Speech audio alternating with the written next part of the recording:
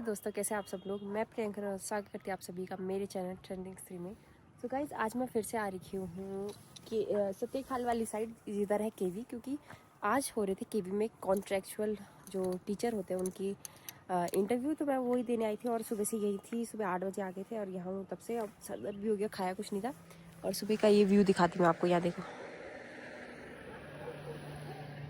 कितनी प्यारी खेती कर रखी है और कितना सुंदर है। कल मैंने यहाँ नीचे शादी में भी जाना था, बट वो शादी अभी कैंसिल, मतलब शादी तो कैंसिल नहीं हुई, मेरा जाना वहाँ कैंसिल हो गया। और वहाँ दिखा सकती है आपको, वो देखो स्विमिंग पूल भी दिख रहा है यहाँ पे से, आप देख सकते हैं वो नीचे वहाँ जहाँ बहुत ट्रेंडिंग स्विमिंग पूल चल रहा था। बीच में पौड़ी वाले लोग सब यहाँ से भरमार पड़े थे।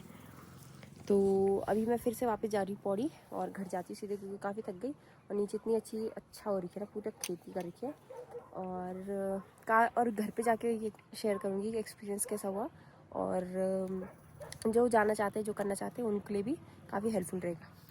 सो हेलो गाइज, तो जो ये वीडियो है मैं काफ़ी टाइम बाद शूट कर रही हूँ, मतलब काफ़ी टाइम बाद भी नहीं। तो जिस दिन मेरा केवीएस का इंटरव्यू था उसके बाद से ये काफ़ी दिन हो गए और आज मैं ये वीडियो शूट कर रही हूँ। आपके साथ ही अपना एक्सपीरियंस शेयर करूँगी वहाँ का और आप लोगों को बताऊँगी कि आपको देना चाहिए नहीं देना चाहिए, मतलब बेनिफिशियल है, कैसा हुआ और क्या चीज़ हुई। तो सब चीज़ें डिस्कस करेंगे आगे इस वीडियो में आपके साथ related to that KVS interview, contractual interview. So start करते हैं हम कि सबसे पहले कि ये होता क्या है, क्योंकि काफ़ी लोगों को पता नहीं है। काफ़ी लोग सोचते हैं केवीएस का ही इंटरव्यू है, बट नहीं, ये कॉन्ट्रेक्चुअल बेसिस पे होता है, जिसको इन हिंदी में हम लोग कहते हैं संविदा। सो वही है। तो अगर स्टार्टिंग से बात करें तो ये जो होता है ये हर साल जो ये फॉर्म्स होते हैं निकलते हैं बेसिकली केवीएस में, जहाँ एक बहुत ही हैंडसम सैलरी दी जाती है आपको। मतलब बस ऑफ डेज में नहीं दी जाती है, मतलब जैसे हॉलीडेज हो गई या छुट्टियाँ पड़ती है तब आपको सैलरी नहीं दी जाएगी। और इवन मार्च के महीने में भी आपको नहीं मिल जाएगी, मतलब मार्च में भी नहीं मिलती। तो मतलब कम से कम 8 महीने की तो आपको पहली सैलरी मिलती है ये, मतलब मैक्सिमम देखिए।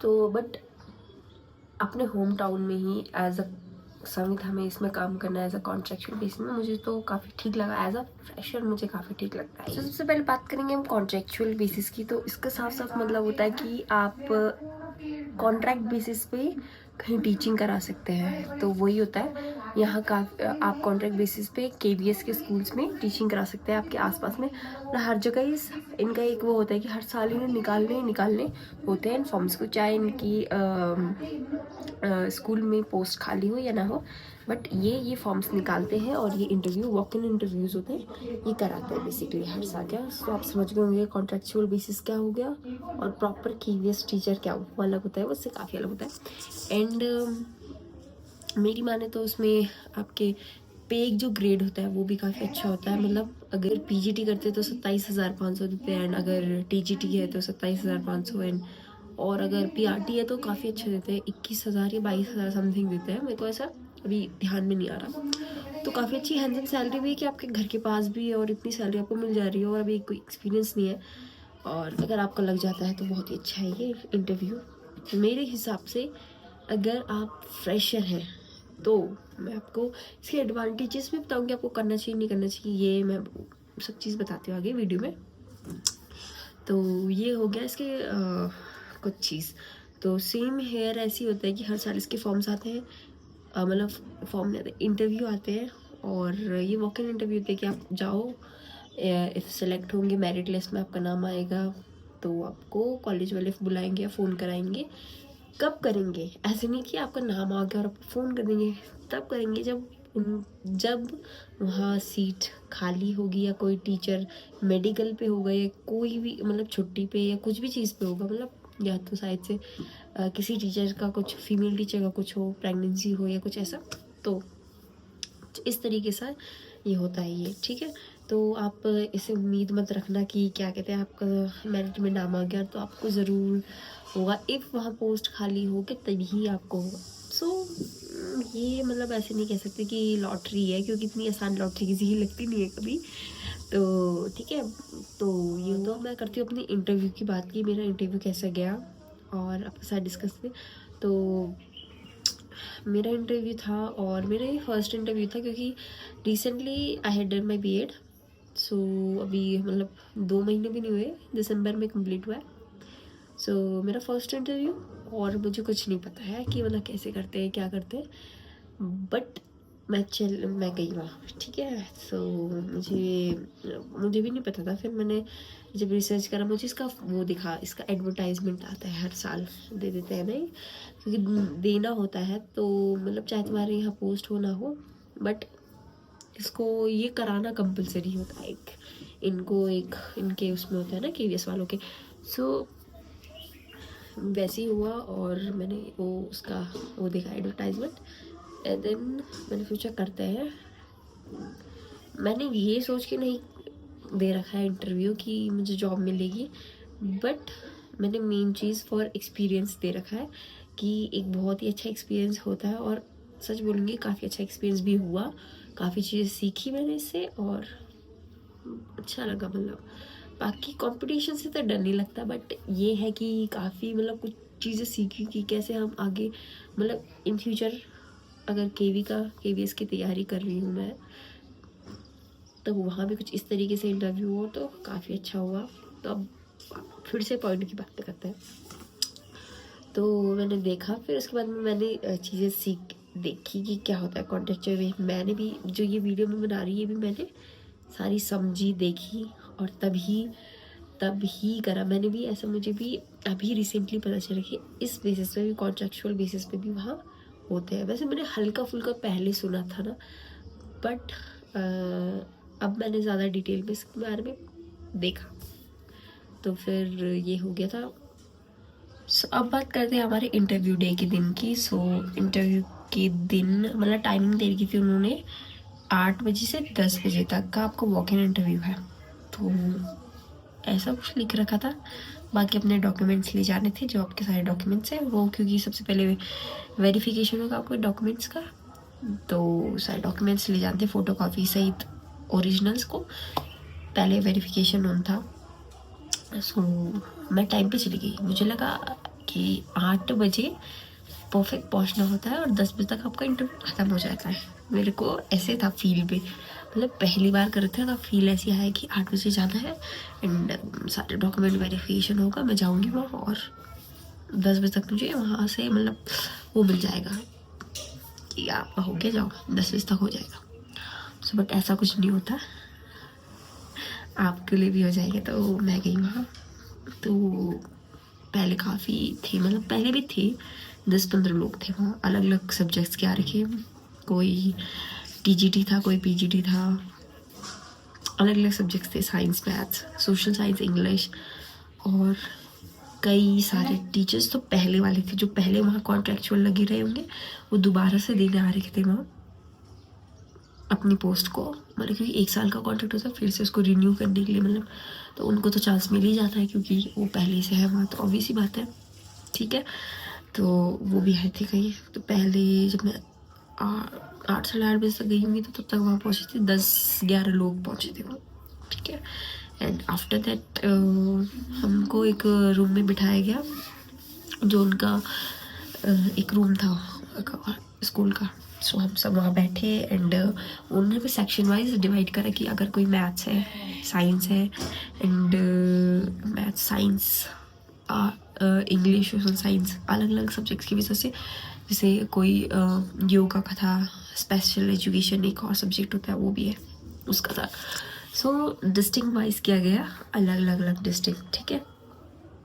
तो डिस्टिंग कर दिया गया, हमको अलग अलग बिठा दिया गया। सो मेरा क्या कहते हैं TGT मैथ्स है, मतलब मेरा मेन सब्जेक्ट मैथ्स था, तो इसलिए मैं अभी, क्योंकि मैंने अभी वो नहीं कर रखा, क्या बोलते उसे, मास्टर्स, तो मैं PGT नहीं दे सकती, मैं TGT दे सकती थी। सो मैं TGT ट्राई करा। TGT ट्राई करा मैंने वहाँ मैथ से, ठीक है। अब PGT करेंगे, मैं सोच रही हूँ PGT कर देते हैं, मतलब PGT के लिए मास्टर्स करते थे, तो सोचिए मास्टर्स करते हैं तो तब PGT भी कर पाएंगे।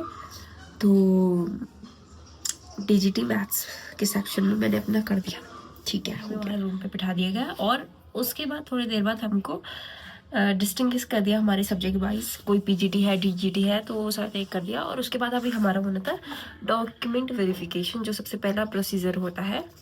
तो आप किसी भी इंटरव्यू में जाएंगे तो सबसे पहले आपको वही होगा डॉक्यूमेंट वेरिफिकेशन, तो वही हुआ। सो हमें अलग अलग कर दिया और हमारे डॉक्यूमेंट्स को वेरीफाई किया, और जिसमें मैं आपको सच बताऊँ कितना टाइम लग गया मुझे। मतलब लोग मैं कहूँगी जैसे ना, ऐसा नहीं था कि क्या परफेक्ट 8 बजे ही आपको पहुँचना है। आप मतलब उसमें आप अपने समय के अनुसार जा सकते हैं। मुझे तो ऐसा लगा कि आप अपने टाइम के अनुसार जा सकते हैं। कोई ऐसा नहीं कि 8 बजे ही आपको ठीक वहाँ पहुँचना है। लोग बताऊँ 10 बजे के बाद तक भी वहाँ आ रहे थे, जो मैंने खुद देखा।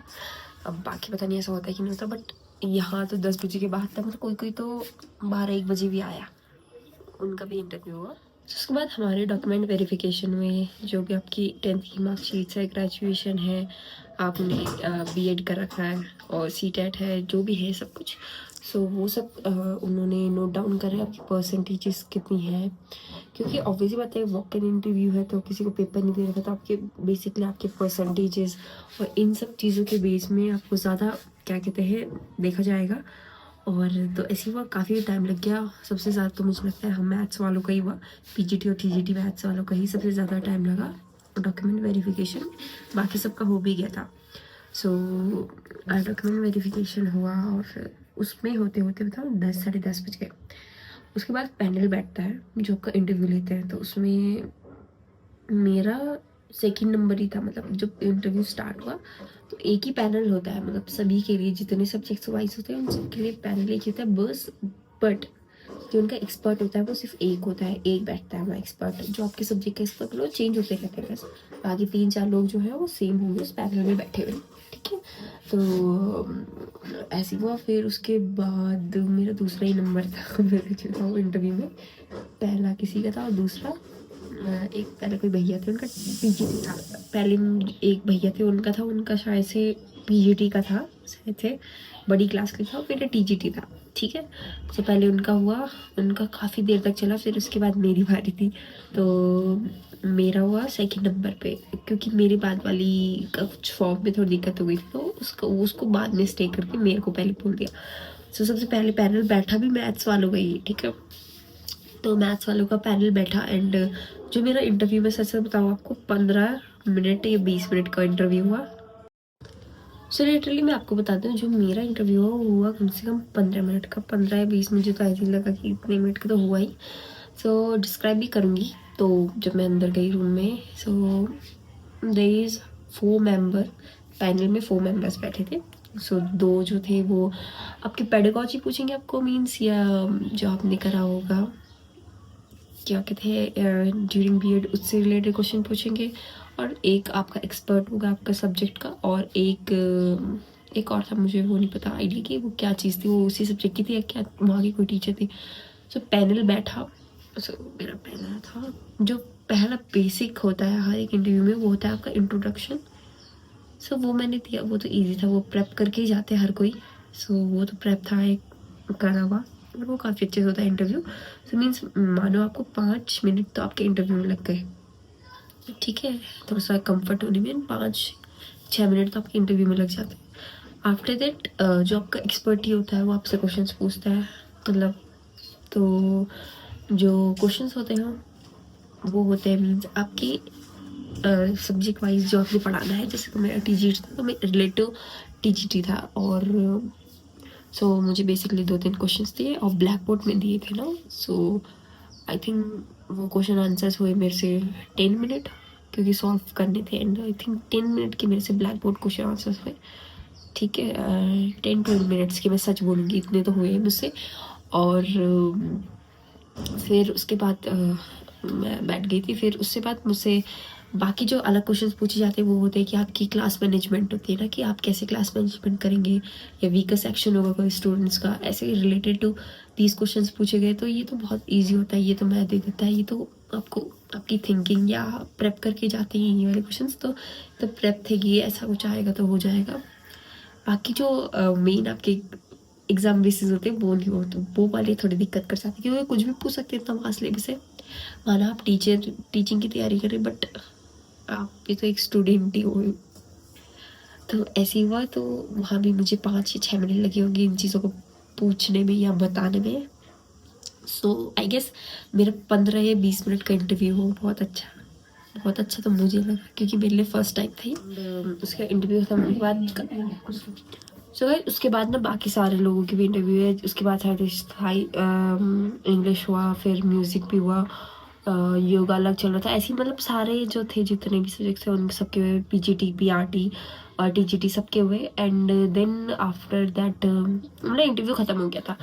तो मतलब कुछ इस तरीके से ही रहा मेरा इंटरव्यू। मैं ऐसे नहीं बोलूँगी कि बहुत अच्छा रहा, मतलब बहुत ही अच्छा रहा, मतलब अच्छा रहा, बहुत ही अच्छा रहा। मेरा पहला इंटरव्यू था और काफ़ी मुझे इससे सीखने को मिला। बेसिकली ये पीछे मतलब बेसिकली मेरा ऐसा कुछ नहीं था कि मुझे ये चाहिए ही चाहिए, और बट ये था कि मुझे इससे एक्सपीरियंस गेन करना है। सबसे पहले एक्सपीरियंस लेना है, ठीक है। होगा भी तो वेल एंड गुड है, नहीं भी होगा तो भी क्या कहते हैं, होगा भी तो अच्छा है, नहीं भी होगा वेल एंड गुड ही है। सो ऐसा कुछ नहीं था इसमें कि चाहिए ज़्यादा, बट मेन चीज़ है इसमें एक्सपीरियंस। तो मैं आपको कहूँगी कि इफ़ आपको ज़्यादा ही नीड है जॉब की तो आप इसे करें, और या आप एक फ्रेशर है तो ट्राई करना चाहते हैं तो करें। बाकी अगर आपने पीजीटी टीजीटी करा है तो आप इससे और अच्छी चीज़ें कर सकते हो, मेन पेपर की तैयारी कर सकते हैं इसको छोड़ के। बट पर कर सकते हैं आप, ऐसा नहीं बोलेंगे क्यों कर रहे हैं, कर सकते हैं। और इसके रिजल्ट से आप छोटा भी नहीं हो सकते, क्योंकि मोस्टली मुझे तो सबसे पहले पता ही था कि वहाँ ना टीजीटी की पोस्ट खाली नहीं है जिस सब्जेक्ट से मैं जा रही हूँ।